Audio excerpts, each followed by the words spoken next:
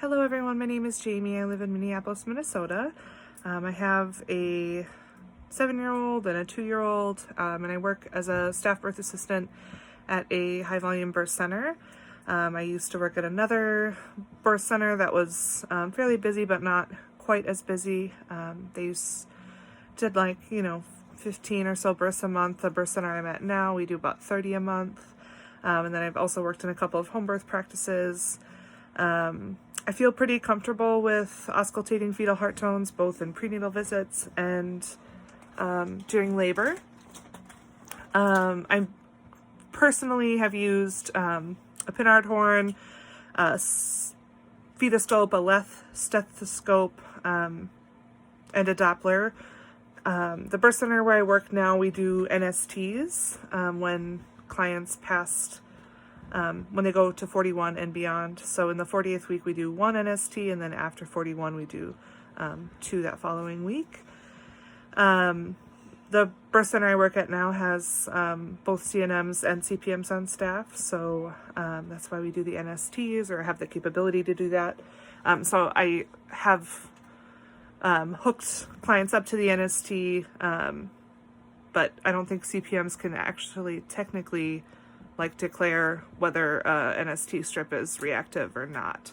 I think that has to be a CNM. So I know what to look for, but we always have to have a CNM sign off on it. So that's sort of my experience. The first midwife I ever worked with only used a fetoscope, both in prenatals and during labor.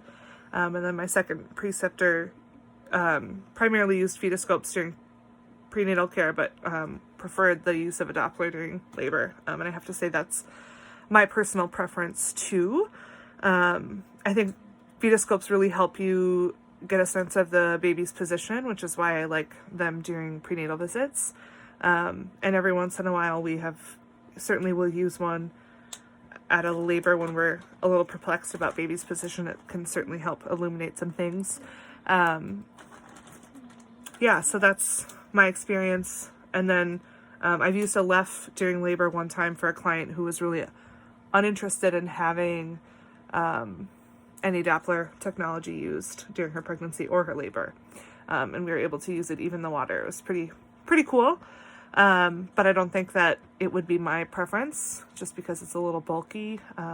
So yeah, that's my experience.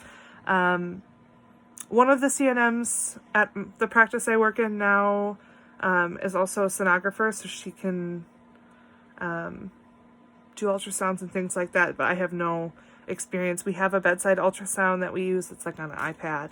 And sometimes we'll use it to confirm baby's position.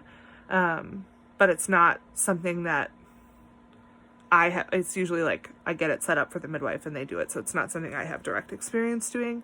And I know technically I don't think that's within our scope, though. I know many CPMs will use an ultrasound just to make sure they're ahead if they're not sure.